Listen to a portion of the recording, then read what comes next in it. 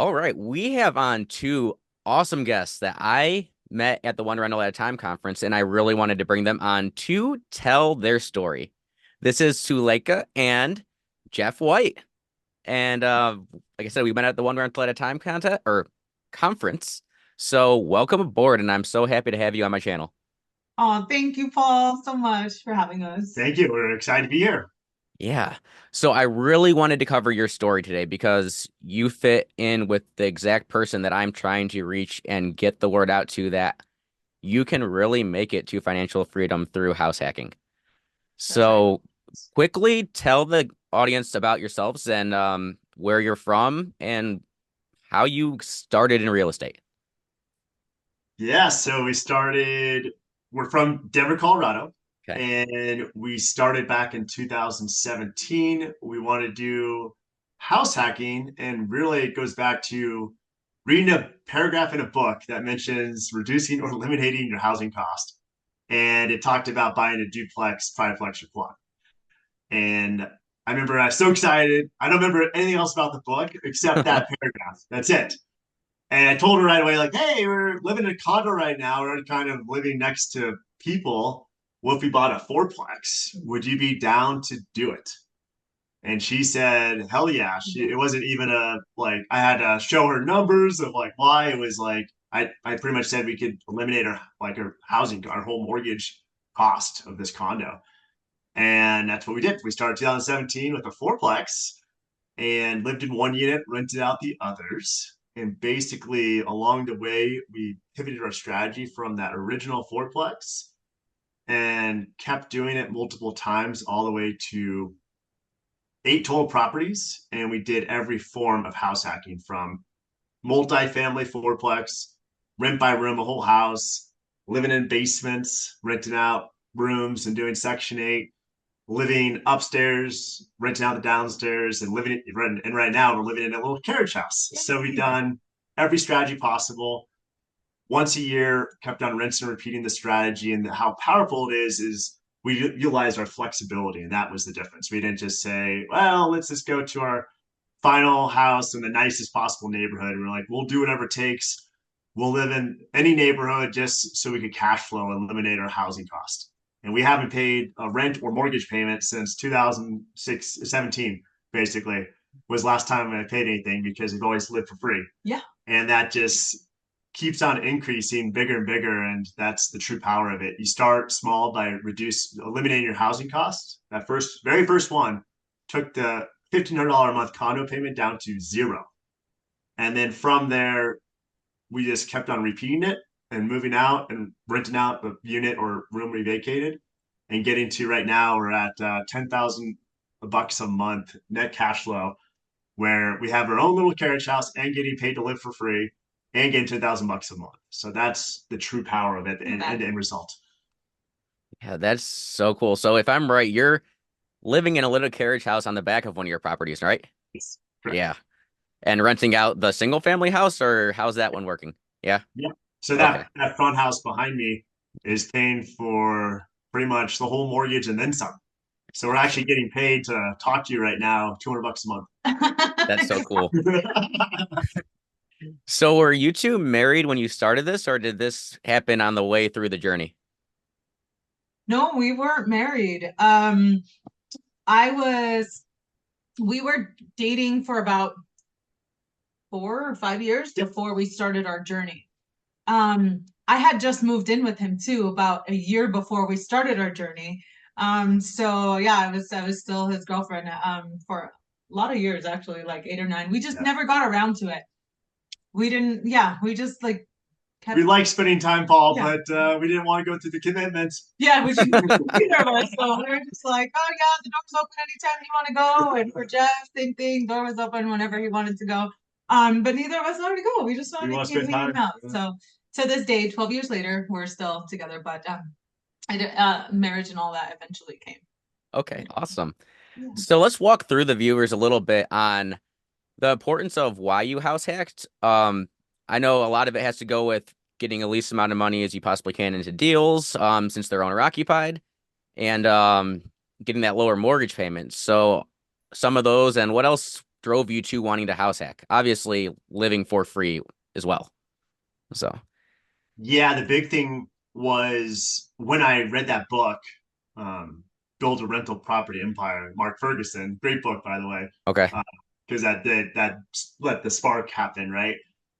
It, I pretty much the goal from day one was let's take this mortgage payment I'm paying right now for this condo and live with in this multi-unit. 'Cause that's all I thought at the time was just a duplex, triplex, or quad. Let's buy our own unit, rent out the other units, and we'll live for free. That was the first goal. And then the second goal is like, hey, how about we do 10 years of this and we get 10 fourplexes at $500 a month per month each cash flow. And at the end of 10 years, we'll be at $5,000 a month. And that was the second goal. First goal was reduce and eliminate, and which was easily possible for majority of markets, especially a market like Denver, where we're from, where it's a high cost of living area. It's you pay a lot in rent or towards your mortgage, and that was like, let's do that first, and then number two, let's go on this journey together for 10 years. And we didn't know where I was going to go, and obviously I don't have 10 fourplexes today. We don't have that, so we pivoted after We that don't even have one fourplex now. Actually, yeah, we sold that one. So, when did each of you quit your W-2 job and actually get to the point where you're at now? So Jeff just quit his in Yeah. December of 2023. Yeah. And I was done with mine basically when the lockdown happened in 2020. There's just so much crap going on at work. I was like, you know what? I'm done. But it didn't mean that I was done. Like I would still do marketing gigs because Paul, and we don't say this very often, I was still paying Jeff rent. So I had a lease that I had to sign. He did the binder strategy on me Yep. once he Oh, learned binder and the whole thing. So I still had to pay Jeff rent. So I would do side gigs and I would just like try out different jobs here and there. But I never wanted to like be in like a certain field, like a certain career, like this is what I'm doing and this is what I'm going to retire from. I thought I was gonna do that when I was in college, and I my degree's in international business, and I thought, yeah, I'm gonna be this businesswoman. I'm gonna do this and that, and it didn't turn out that way for me. And it was because that wasn't what was in the cards for me, and so this worked out instead. I still worked though. So I basically, I guess I did end up retiring when Jeff retired because hopefully I don't have to pay rent anymore. No. So, well, that's your helps your debt to income ratio when your girlfriend at the time pays you rent. yeah. How does that? Yeah, if she was late, I'm like, okay, file the eviction notice on the door. I wasn't late though, but he would have done that. That's fine because I think it is important to follow your own rules and to set that standard. So yeah, I was one of Jeff's tenants. Yeah, but you also helped it. So initially, it was more me trying to deal with all tenant issues and just dealing like I almost kept it all to myself because I didn't want to stress her out. And then she was helping out on the properties. We have had our strengths and weaknesses. We complement each other very well, and that's a great thing when you're dealing with a couple. You want to complement each other and work together, and that's where we did. And then she wanted more involvement with the tenant stuff, and then she started taking over more of the tenant issues, and then so she was helping along the whole journey with everything, and that made a huge difference as we kept getting more properties and more tenants, and we diversified our tenant base. We did a mixture of rent by room and Section 8 and like normal long-term tenants. So we had to balance out those three types of tenant bases, and not all of them are the same, and require a different type of, I guess, what's the word for it? Management. Yeah, because Yeah. they're three different types, and they're not all the same. And it was great to keep on going with that skill set and build it together. Awesome. So Jeff, you had an interesting story on how you quit your W-2 job. Let's talk about that and how it came about. Yeah, so I'm not very much like F you and get out of there type person. Like I don't have that type of what's the word for it? Like, Personality. personality. Some people could just walk away or just cuss off, mouth off to their superior because maybe they had bad experience. I didn't have a really bad experience with my boss. It was just more I was a W-2 employee, Paul, for 17 years, right? And so all I know is how to go to work from 8 to 6 every day, like rinse and repeat. And that's the habit I built up. And I'm not really a guy that likes the conflict. So I was going to do it one day. I even talked to Saleka to get the right script, exactly what I was going to say. So I knew what I was going to say. And this job, my last job, was one where basically, worked at 8 to 6, 8 to 7. Rarely did we ever get to go home early. Basically, it was always one of those types of jobs. Rarely PTO days. You feel guilty about taking a day off. That's the way it was over there. And it was this 15-person company too, so a small company. So when the day come, I was like, okay, I'm gonna put in my 2 weeks. This is it. I got all hyped up. Talked to Saleka right before. I was walking into my CFO was my boss's office, and he was sitting down talking to the CEO. They were talking about something, and I was about to say something, and then the CFO says, "Hey Jeff, you've done a great job this week. You can head out early." So that's exactly what I did. I walked out. And I called Saleka up, and she was like, "Oh, did you do it? How'd it go?" It's like, "No, I choked. I didn't tell them I'm going to put in my notice and let me go early." And then I must have just so that kind of like defeated me in the sense of like, okay, I'll just keep going in. And then it took for like another 2 weeks. I went in there, and then what did your brother say? So as Jeff kept going, I had told my brother, "Oh, Jeff's gonna quit his job. It's so great." And David would say, "Oh, where's Jeff? Oh, he's at work. I thought he quit. No, he he can't he can't do it yet. So he just keeps showing up."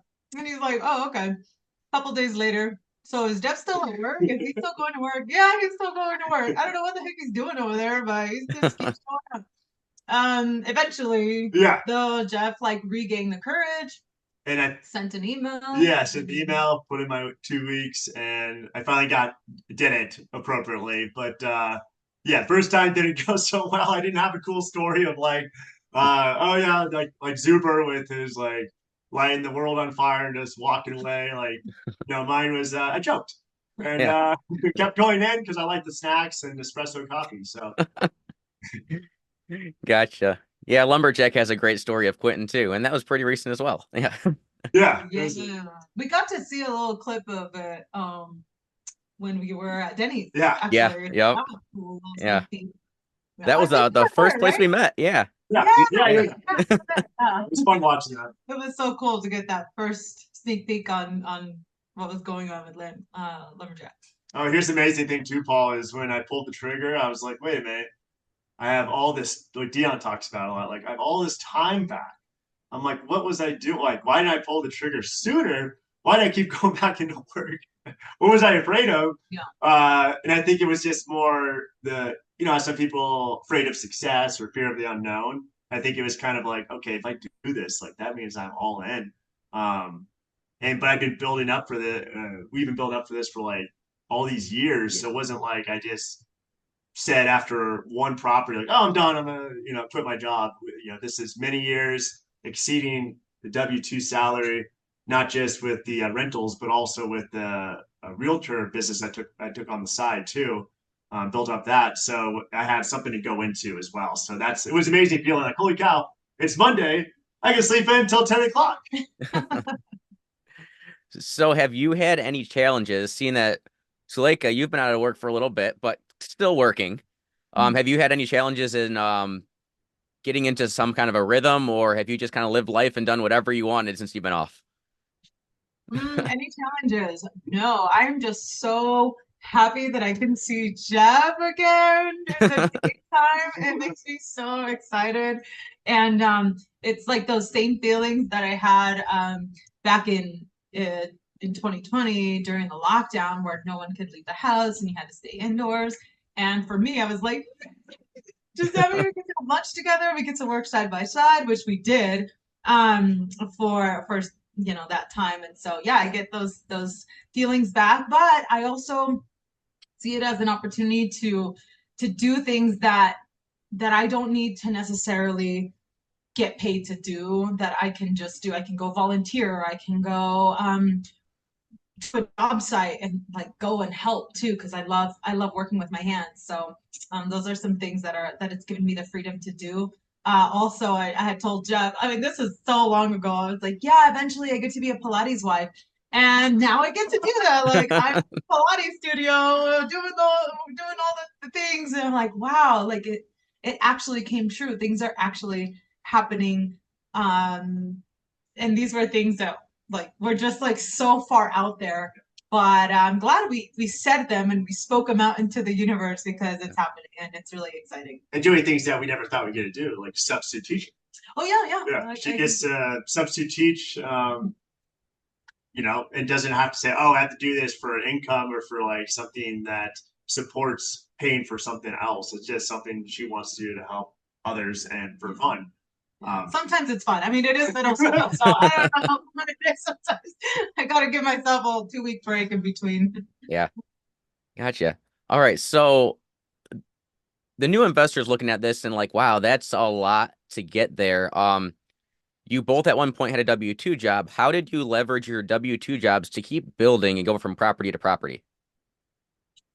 Yeah, so that's the big key. So the W-2 employee is anyone listening that's W-2, keep your W-2 because that is how you acquire multiple properties. Not so much, it's not the first one, it's not the second, third, fourth, it's that W-2. The W-2 will help qualify for the next property, the current property, the next property, the following property, because lenders, they look at it, you know, they'll give you credit for rental income if you're renting rooms or units, but that's not it. They want something to go off of. And W-2 employees are the favorite type of demographic that they love to help qualify for multiple mortgages, not so much trying to go all in full-time real estate investor. That's great, but work slow and steady. Our house hacking journey is, you know, gone by, you know, so fast like that. But we had we had to keep W-2s for a period of time to help qualify for multiple mortgages until, you know, you reach a point where you don't need the W-2. And that's where we're at the end of the journey where the W-2 was no longer needed. But to acquire all those properties was because of the W-2. So keep the day job. It'll help you acquire multiple properties. And house hacking, slow and steady. You won't get rich quick, but it will get you there. And especially like 10 years or less, if you're willing to do what it takes and be flexible. And you don't have to live with roommates or live in a multifamily. There's different forms of it. And we go into the extreme because we wanted cash flow. We want to make as much money as possible to help buy the next one much faster and save up and still enjoy things that we enjoyed. We didn't like sacrifice everything and become the frugal idealist of someone that saves every dollar just so we could, save for some future thing. We wanted to enjoy our moment, and we knew house hacking eliminated our biggest expense, which it did, and then just multiplied from there. Awesome. So did you put the mortgages in both your name or just Jeff's name at first? And apparently you were a tenant. Jeff was the owner of the property. Was that always the case, or was there a point where you were both buying properties and leveraging each other's credit?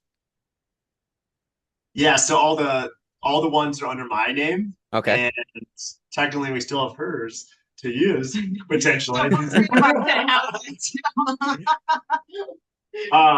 Just because it was simpler at the time.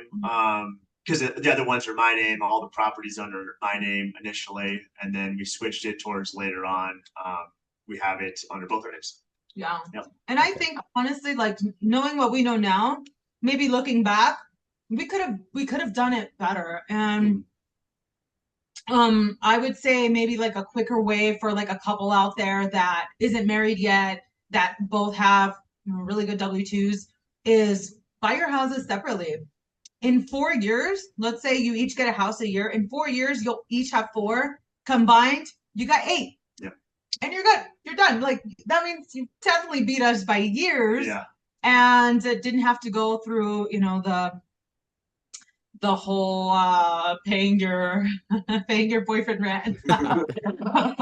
But that's also a strategy too. So actually they could get 9 Because if they got married on that last year, Oh yeah, then they that's could a get that change of circumstance. life circumstance. So actually, you can get 9 in 4 years for a couple that is patient and doesn't get married, because lenders look at it as two individual social security numbers when they're not married. You can get up to 10 houses each under Yep. each social security number. Yeah. Before you have to start using DSCR and all these other types of lending and stuff. Yeah. But that's awesome. And I wouldn't say like, yes, you could have done things different, but you still did way more than what most people were willing to do. And you're still doing what people aren't willing to do, living in essentially a tiny house. Like, but it gives you that time freedom, that financial freedom that people complain that they don't have. But you did what it takes to get there. Yeah, I Yes. think we were talking about this the other day is if we lost everything tomorrow, right? Like, we would do it all over again. There wasn't like, oh, well, we're good now. We're settled. Let's just go get our final place and we don't want to house hack anymore. We would go through that We would extreme totally house hack over again. and do rent by room, live in, the basement, live in with roommates, live in, places that aren't as desirable as places that most people want to live because we're willing to do what it takes because we know we could probably do it better next time. Like if we had our own results are good. yeah, end results. I mean, look at us now. We're talking to you on a Thursday at 2 o'clock over here. It's amazing. Like we should be working jobs right now. Yeah. It's like how incredible is that? Just thinking about that. Yeah. All right. So for the young couple that's thinking about this and they're already both on board, what would you say would be the biggest starting point to make sure that they do before they really go and get that first property? Ooh, Good question. oh, that's a good question. I know Jeff will have a separate answer. Okay. I think male brain, female brain. Let's do it. This female brain talking.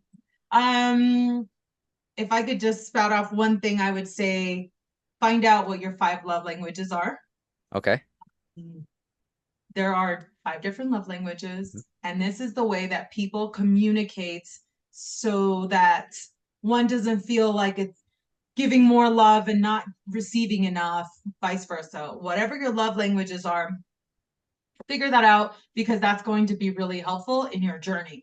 That's going to be really helpful in not just your journey through house hacking, which means you have to communicate over things, you have to work things out, you have to be on the same team about something, you have to be wrong sometimes, you have to take the reins. And so figuring out those 5 love languages is stellar, is really good. And revisiting those, I would say every 6 months to every year or so, because they can change. And that's my part. And I think that would make for a really, really good start in your relationship and your house hacking journey. Okay. Yeah, I mean, mine's not. I don't. I'm not gonna talk about love languages. I'm gonna go that deep. Mine's a little different. Similar though. It's more going through the deal breakers of like, hey, what do you want? What do you don't want? Because one person of the couple might be like, nah, I don't want to live over there. I don't mind roommates. I'm open to this. I'm open to that. And then that could change too, year by year, month by month. Sometimes people say they're open to that, but they're really not. They just don't know it yet. So kind of going through that in the front end. So the couple can have a good strategy for both of them acquiring a separate property each year and then working together to solve any problems if they have any new deal breakers that pop up. I mean, so both of your answers are though getting on the same page, essentially. You got to make sure you're on the same page and then keep revisiting that to make sure that you're still on the same page because people change and you don't know what you're getting into until you get into it. So, yeah. That's true. And keeping in mind too that it's only temporary. So like at one point we were living in the smallest room in the basement, sharing a bathroom with like 3 other dudes. And it was kind of far away from the bathroom was kind of far away from our room. So like if you had to go pee at like 2 in the morning or whatever, like it's a lot easier for Jeff to do it. For me, I was more like, oh my God, how to go with you? Like, can you come with me? So to think that like, okay, this is my life for the next 10 years, that would just be unreasonable, right? But to think like, oh, it's just a year. And maybe not drinking so much water at night could probably help. And just kind of finagling some things so that you don't have to go through certain things, but just knowing like, okay, by this time next year, we'll be in our next house hack. And now I know that I want the primary bedroom with a bathroom in it. That'll make it that much more comfortable. And just making those little tweaks, that was phenomenal. That was great. We did live in some situations sometimes where that would happen. And those tweaks really helped because, Yeah. it's just temporary and you're really looking for that long-term goal, not right now, this is miserable. It's And fine. that brings up a good point is after that experience, you're like, oh, okay, how about we find a place where we can have our own bathroom? Mm-hmm. And then that one little tweak, right? It's like, okay, that solves that problem of sharing a bathroom with three other people. And now we have our own bathroom and we can still house hack. So we didn't know that at the time that it would be an issue because we're like, oh, let's rent the rooms out and we'll just deal with it. We didn't think about it. And then you learn that that's where kind of revisiting, like what you're alluding to, revisiting multiple times over a period of time because things change, people change, and sometimes their patience even changes. Like, nah, I can't do it anymore. I can't live with roommates. I need to live in our own unit or something like that. Or I don't mind roommates, but we need our own bathroom. That's fine. So it's just kind of pivoting. Yeah. Yeah. So like you're still house hacking, but you're like, let's get just a little bit more comfortable on this next one. Yeah. Yeah. I love it. Um, so you guys recently started your own channel or at least Instagram. Do you have your own YouTube channel as well? Yes, we do. Awesome. So tell my guests where they can find you and how they can reach out to you. All right, cool. So the name of the channel is PTO for Life, meaning paid time off for life, which is what we were able to achieve through house hacking. And we're YouTube, it's PTO for Life, all one word. And then on Instagram, also PTO for Life. And we have the same logo for YouTube and Instagram. We haven't documented our journey on like social media or anything beforehand. We have pictures of what's going on, so digging through it all takes a minute. We never really put our stuff out there until now, so we're basically on these channels. We're talking about our experience, what we've been through, and it's in the very, very infant stages. And I'm learning where to click and how to click and liking things and commenting and reels and like there's so much to learn. Yeah. But I'm jumping into it just like we jumped into real estate. Yeah. It's kind of shaky and not really knowing what the heck we're doing. So we'll see what happens. But we do want it to be a channel to lessen that learning curve for anybody going into house hacking. Learn from our mistakes so that person doesn't make those mistakes or even ask questions so we can find the answer or tell us so we can tell you about our experience in house hacking. It wasn't always unicorns and butterflies. That's Yeah. for sure.